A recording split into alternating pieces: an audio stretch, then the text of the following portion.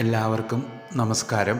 ലളിതാ സഹസ്രനാമ ഉപാസനയുടെ ഭാഗമായിട്ട് ഇന്ന് നമുക്ക് 199 മുതൽ 218 വരെയുള്ള നാമങ്ങളുടെ അർത്ഥമാണ് പഠിക്കേണ്ടത്. നാമാവലി നമുക്ക് നോക്കാം. സർവശക്തിമയീ സർവമംഗളാ സദ്ഗതിപ്രദാ സർവേശ്വരീ സർവമയീ സർവമന്ത്രസ്വരൂപിണീ സർവയന്ത്രാത്മികാ സർവതന്ത്രരൂപാ മനോന്മനീ മഹേശ്വരീ മഹാദേവി മഹാലക്ഷ്മിർമൃഡപ്രിയാ മഹാരൂപാ മഹാപൂജ്യാ മഹാപാതകനാശിനി മഹാമായാ മഹാസത്വ മഹാശക്തിർമഹാരതി.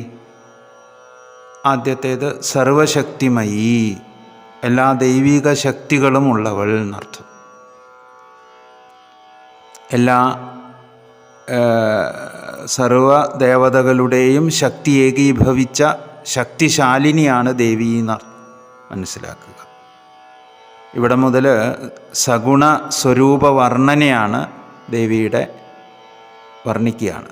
ആ രീതിയിലുള്ള വർണ്ണനയാണ്. സർവമംഗള, അടുത്തത് എല്ലാ മംഗളകർമ്മങ്ങൾക്കും ഹേതുഭൂതയായവൾ. സർവാണി ഹൃദയസ്ഥാനി മംഗളാനി ശുഭാനി ച ഈപ്സിതാനി ദദാതീതി തേന സാ സർവമംഗള. എല്ലാ മംഗളങ്ങളും ഭക്തജനങ്ങൾക്ക് നൽകിക്കൊണ്ട് ദേവി സർവമംഗളയായി എന്നർത്ഥം.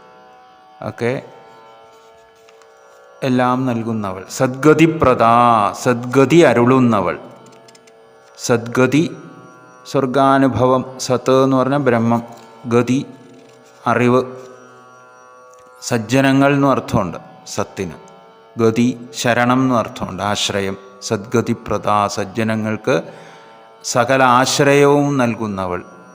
അങ്ങനെയും നമുക്കർത്ഥം മനസ്സിലാക്കാം. സർവേശ്വരീ, സർവചരാചരങ്ങളെയും അടക്കി ഭരിക്കുന്നവൾ. ദേവിയുടെ ഇച്ഛയില്ലാതെ ഒരില പോലും കൊഴിയില്ല എന്നാണ്. അതുകൊണ്ട് സർവചരാചരങ്ങൾക്കും അതിനെയൊക്കെ നിയന്ത്രിക്കുന്നവൾ എന്നുള്ള അർത്ഥത്തിൽ. സർവമയീ, എല്ലാ ചരാചരങ്ങളിലും നിറഞ്ഞു നിൽക്കുന്നവൾ. പൃഥ്വി തത്വം മുതൽ ശിവതത്വം വരെ ദേവിയിൽ അടങ്ങിയിരിക്കുന്നു എന്ന് താല്പര്യം. സർവമന്ത്രസ്വരൂപിണി, എല്ലാ മന്ത്രങ്ങളുടെയും സ്വരൂപമായവൾ. സർവയന്ത്രാത്മിക, സർവയന്ത്രങ്ങളുടെയും ജീവനായിട്ടുള്ളവൾ. ചിത്രരൂപത്തിലും യന്ത്രരൂപത്തിലും ചക്രരൂപത്തിലും അക്ഷരരൂപത്തിലുമൊക്കെ ദേവതകളെ നമ്മൾ ആവിഷ്കരിക്കാറുണ്ട്. അപ്പോൾ ഏതു ദേവതയെ സങ്കല്പിക്കുമ്പോഴും അതിൻ്റെ അവലംബം ദേവിയാണെന്ന് താല്പര്യം. ഏത് രൂപത്തിലായാലും ഏത് ചിത്രത്തിലായാലും. സർവതന്ത്രരൂപ, എല്ലാ തന്ത്രങ്ങളുടെയും ജീവബിന്ദു ആയിട്ടുള്ളവൾ. മനോന്മനി, മനസ്സിനെ ഉന്നമിപ്പിക്കുന്നവൾ. ഉന്നമിപ്പിക്കുക, ഉയർത്തുക. മനോന്മനി, ശിവൻ്റെ ശക്തിയുടെ പേരാണ് മനോന്മനി എന്ന് വേറെ ഒരർത്ഥവും കൂടി മനസ്സിലാക്കുക.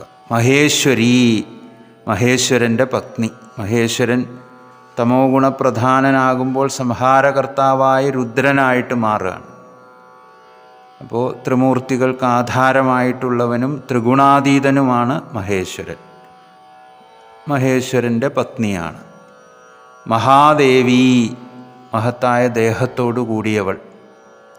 മഹാലക്ഷ്മി, മഹത്തായ ഐശ്വര്യത്തോടു കൂടിയവൾ. ലക്ഷ്മം എന്ന് പറഞ്ഞാൽ അടയാളം എന്നർത്ഥമുണ്ട്.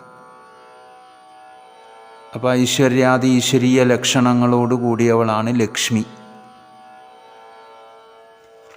അടുത്തത് മൃഡപ്രിയ, മൃഡന് പ്രിയയായിട്ടുള്ളവൾ. മൃഡൻ എന്ന് പറഞ്ഞാൽ ശിവൻ. മഹാരൂപ, മഹത്തായ രൂപത്തോടു കൂടിയവൾ. മഹാപൂജ്യ, പൂജനീയരായ അവരിൽ ശ്രേഷ്ഠയായവൾ എന്നർത്ഥം. മഹാപാതകനാശിനി, മഹാപാപങ്ങളെപ്പോലും എരിച്ചു കളയുന്നവൾ. അറിഞ്ഞും അറിയാതെയും നാം ഓരോരുത്തരും ചെയ്യുന്ന ഒരുപാട് പാപങ്ങളുണ്ട്. ആ പാപങ്ങളെയൊക്കെ ഭസ്മീകൃതമാക്കുന്നവൾ എന്നർത്ഥം ദേവീ കടാക്ഷം കൊണ്ട്. മഹാമായ, ബ്രഹ്മാദികൾക്ക് പോലും മതിവിഭ്രമം ഉണ്ടാക്കുന്നവളാണ് ദേവി. അപ്പോൾ ജീവികളെ സുഖദുഃഖങ്ങളോട് കൂട്ടി ഇണക്കുന്നവളാണ് ആ മഹാമായയായ ജഗതീശ്വരി എന്നർത്ഥം. മഹാസത്വ, മഹത്തായ സത്വത്തോടു കൂടിയവൾ. ചൈതന്യം, ബുദ്ധി, സത്വഗുണം, അതൊക്കെയാണ് സത്വം, ബലം. ഇതൊക്കെ മഹാശക്തി, മഹത്തായ ശക്തിയോട് കൂടിയവൾ. മഹാരതി, മഹത്തായ രതിയോട്, ആനന്ദത്തോടു കൂടിയവൾ. എല്ലാവർക്കും നമസ്കാരം.